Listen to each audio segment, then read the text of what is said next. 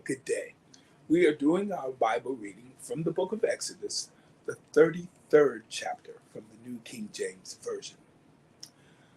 Then the Lord said to Moses, "Depart and go up from here, you and the people whom you have brought out of the land of Egypt, to the land of which I swore to Abraham, Isaac, and Jacob, saying, to your descendants I will give it. And I will send my angel before you, and I will drive out the Canaanite and the Amorite and the Hittite and the Perizzite and the Hivite and the Jebusite. Go up to a land flowing with milk and honey, for I will not go up in your midst, lest I consume you on the way, for you are a stiff-necked people." And when the people heard this bad news, they mourned, and no one put on his ornaments. For the Lord had said to Moses, "Say to the children of Israel, you are a stiff-necked people. I could come up into your midst in one moment and consume you. Now, therefore, take off your ornaments, that I may know what to do to you." So the children of Israel stripped themselves of their ornaments by Mount Horeb.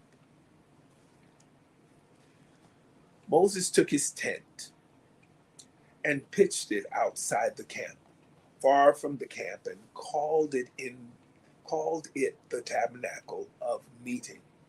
And it came to pass that everyone who sought the Lord went out to the tabernacle of meeting, which was outside the camp.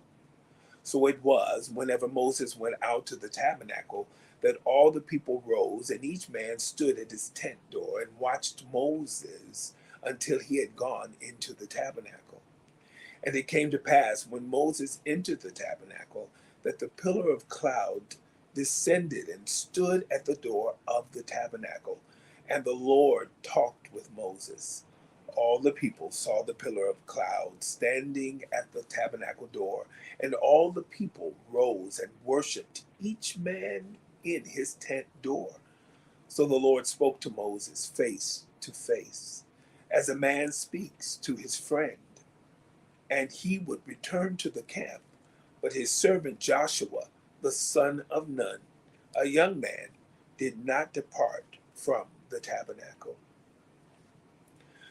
Then Moses said to the Lord, "See, you say to me, 'Bring up this people,' but you have not let me know whom you will send with me.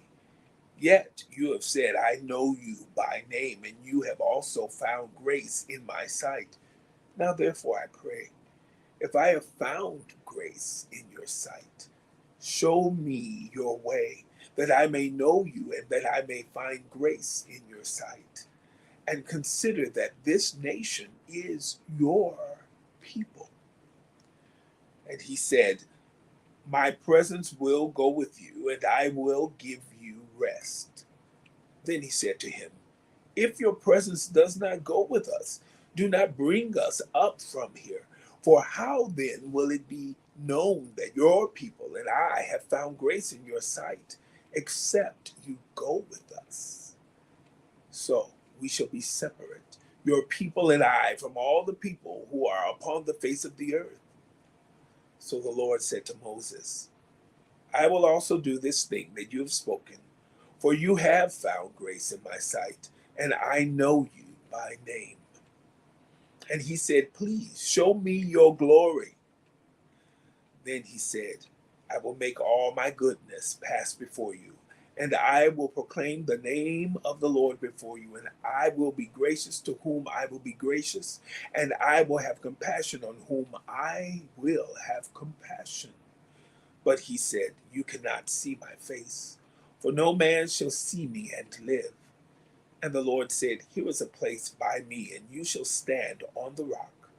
So it shall be, while my glory passes by, that I will put you in the cleft of the rock, and I will cover you with my hand while I pass by.